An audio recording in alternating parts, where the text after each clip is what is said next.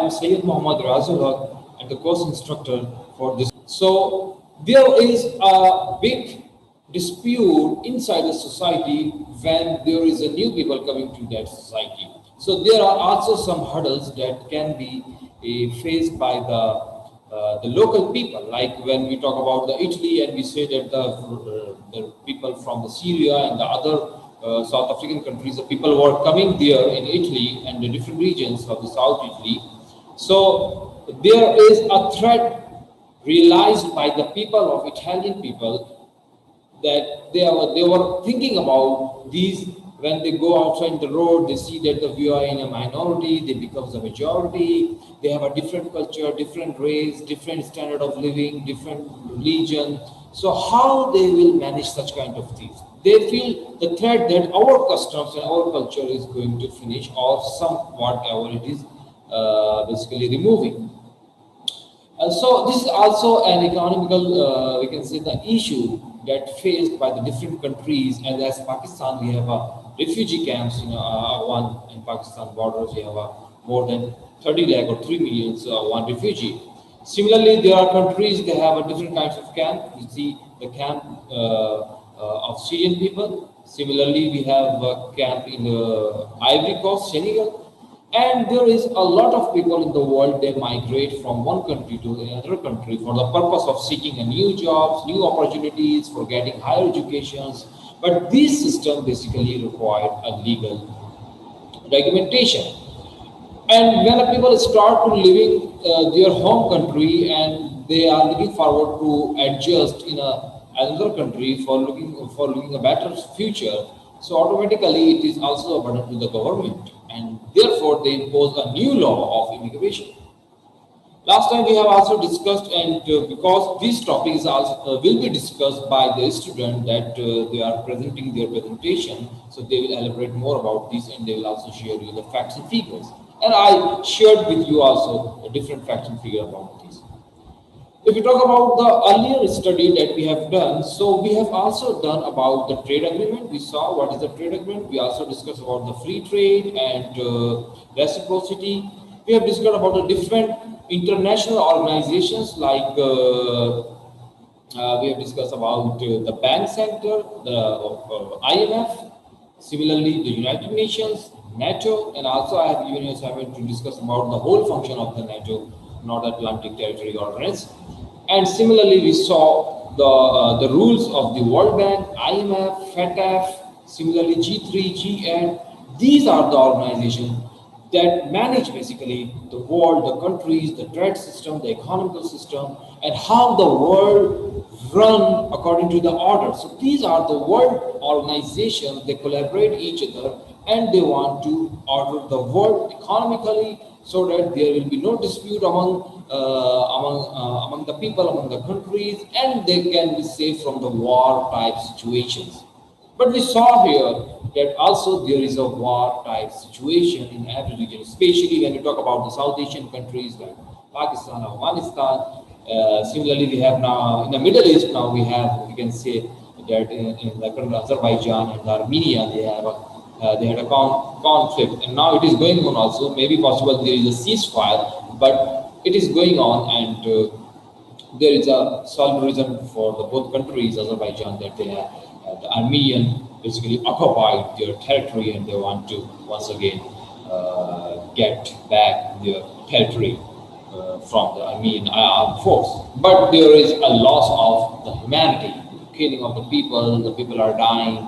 That is a very against the worst thing that is happening due to the war situation. All the things should be negotiated on the table and solved on the table conferences. So here, actually, this class basically we are revising what we have done so far. Similarly, we saw different organizations as I discussed. We saw also the issues about the poverty. We also discussed about the poverty in the different kind of countries, and we also learn about the level of the poverty in a different region of society and what are the factors involved in this. We discuss about the inflations, recessions, and deflations, and some kind of artificial inflation that is made, basically that is created for the purpose of sustaining sustaining or the demand and supply process. So sometimes it happens. But whatever is going on in the Pakistan nowadays, we are watching that the people are worried about the inflation. Basically, it is the real inflation. It is not like the previous country that used to take or give the subsidies on the different goods prices, but did not show the real inflation. So now we have the prices of the oil, we can say about the grocery, goods, fruits, medicines, all are increasing. So we as the Pakistani face the real situations of the inflation. So, and we also discussed what is the role of the government to play to accommodate his citizen, and also negotiate what will be the policy of the foreign minister policy, so that the world economy and as a country of Pakistan, we can communicate to other world by means, we can communicate to the other world by means of getting more trade, because the more trade will, of course, due to the trade, we will earn more revenue and automatically our country will go towards the prosperity. So we have examined the parameters of the prosperity as well, and what are the causes of the poverty, and the situation which is going on after the lockdown, of course, which is going on, it is the process, and the COVID-19 pandemic impacted so much on the global economy and the world stock. And we saw their impact on the oil prices. Sometimes the American oil companies have a negative prices. We saw the impact on the transportations and other things. So this kind of impact we have done like this. And we saw different kind of situation happen during this COVID-19 pandemic. So we have studied about the immigration, and we saw the mobility and migration situations. And we know about the differences between the immigration and immigration. As in a SWAT, when there was a terrorist attack in the SWAT, we said the IDPs, basically the internal displacement personality, was kind of an immigration. And then we have an migration when you travel from one country to another country as well. And we also discussed the push factors versus the pull factors. What are the factors that obliged people to leave their home countries, and what are the factors? Sometimes there are opportunities that attract the people to go to the outside as well. And voluntary migration versus the forced migration, and refugees, IDPs, guest workers, and transnational migrants as well, we saw here. Similarly, in the same slides, we also discuss about the migration from a place, like especially migration from your native country in order to settle another, and movement of persons within a nation's geographical boundaries, involving a change in usual places of residence. And international migration occurs when people cross national boundaries and stay in the host state for some minimum length of time as well.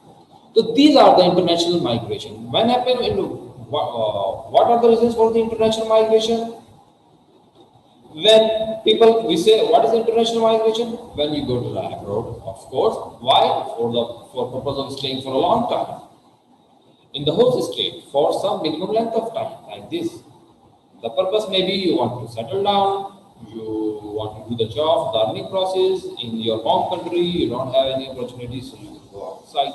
And of course, there is a business communication, we can say the class, they travel so much, they have a different kind of business and branches all over the country, they operate, and then they are settled down there because of the stable economy of the country. It is attraction for all over the world peoples to go there, so that they can also spend the life as the other people are spending the life. And of course, there is one most important thing that affects the life of the people, basically the economy of the country, is basically the value of the currency of the economy. If the value of your currency, if the value of your country currency is down, so it is like you are basically you have to face such kind of situation, recession, inflation, chaos, conflicts, frustrations, dissatisfaction, and such kind of thing basically creates a lot of social diseases like crimes. Similarly, is so much chaos, conflicts, people are unsatisfied, and there is a fight between the people. Even it also damages your home environment as well. So such kind of thing we have discussed in the last class as well. And the push and pull factor, once again we have a push factor: population pressure, poor infrastructure. These are the push factors. Inadequate job offer, so you go search for other countries. Bad educational chances, similarly the poor health care, ecological problem like environmental, we have noise, traffic, such kind of thing that is basically shaping the society and the city so bad and creating different kind of pollution, whether it is a gas pollution, noise pollution, different chemicals going on. Automatically it damages your health and care. And natural disaster, if the region have a lot of natural disaster, as we saw in the Colombia and different kinds of different regions of the United States of America. So we saw that eventually there is a natural disaster, storm is going on, hurricane is going on, and so much disaster going on. So you have to you have to basically settle down in other town or in another city, or perhaps out of your state as well. And social compulsion. Sometimes socially you are not acceptable. If due to your religion, due to your practices, due to your behavior, you are some other persons, you are like some other person, but the region, the area, the society you are living, perhaps they will not tolerate you because there is a threat. And there are also the pull factors, and these are improvement in the standards of living, better health care and availability of services, varied employment opportunities, higher wages, quality of education, no social compulsion, and the future prospect. These are the pull factors oblige you to migrate from one country to the other country that we have discussed before as well. So, economical factor of the push factor. What are the economic factor for the economic factor pull factors? Economic motives loom large in all human movement, but are particularly important with regards to migration. That means the better economic opportunities, more jobs, and promise of a better life often pull people towards a new country. Sometimes this is encouraged by the destination country, we can say, such as the employment campaign in the Caribbean by the London bus companies in 1960, and which actively recruited young men to move to London to work as bus drivers, often followed by their families. And another example might be the brain drain to America that occurred in the later half of the 20th century from several other Western nations as well. Introduction of discrimination. So we know that the discrimination means treating some people differently from the others. It isn't always unlawful. After all, people are paid different wages depending on their status and skills. However, there are certain reasons for which your employee can't discriminate against you by the law. Racial discrimination we have, like when a person is treated less favorably than another person in a similar situation. We saw here in the Pakistan as well. We have in some regions we have a racial differences like this. Such kind of discrimination we faced. Similarly, the person in a similar situation because of their race, color, descent, national, ethnic origin, or immigrant status. For example, it would be discrimination if a real estate agent refuses to rent a house to a person because they are of a particular racial background or skin color. And there is also a direct discrimination. Direct discrimination is when you are treated differently and worse than someone else for certain reasons. The Equality Act says you have been treated less favorably. Direct discrimination can be because of age, skin color. Indirect discrimination, and the Equality Act says it puts you at a particular disadvantages. Like indirect discrimination is when there is a practice, policy, or rule which applies to everyone in the same way, but it has a worse effect on some people than others. We can see that in Saudi Arabia, the Gulf country, that they have an indirect discrimination. They always make you allowed to work under their person. You will not get that position. They have such kind of indirect discrimination.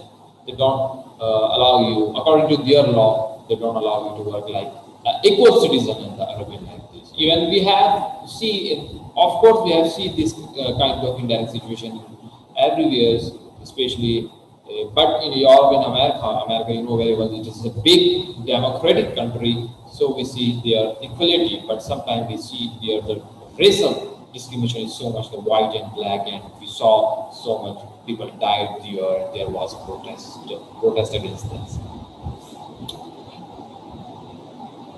Discrimination based on gender, whether it is male or female, when we talk about, sometimes it happens that the male got a high salary and female got a low salary, such kind of also discrimination. A most famous example of gender discrimination is the desire of having a male child in the family rather than having a female child. It is also the concept, mentality of the society we see in the Indian, also in the Pakistan, that the people want to have a boy like this, not a female.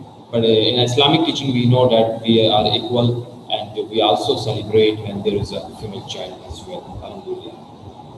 One serious area of discrimination is the gender discrimination at workplace, as I discussed before. Similarly, we saw here there is an maybe possible every now and then we come across reports related to the gender discrimination at workplace, and researchers have also ratified this. Sometimes there is a discrimination and then it comes to harassment to confirm by express consent or approval. So such kind of situation is very trouble for the women to work outside for running their kitchen and bedroom. So, if you are a Muslim and you wear traditional clothing, you call about an apartment and it is available. When you show up to look at it, the landlord say it is rented, but it continue to run in the newspaper for rent. It is illegal to deny someone an apartment because of their religion or for any other prohibited ground as well. So this is also the discrimination happens on the religious basis. Well, that's all for today, and tomorrow. Take care. Allah Hafiz. That's all for today. Goodbye. Allah Hafiz.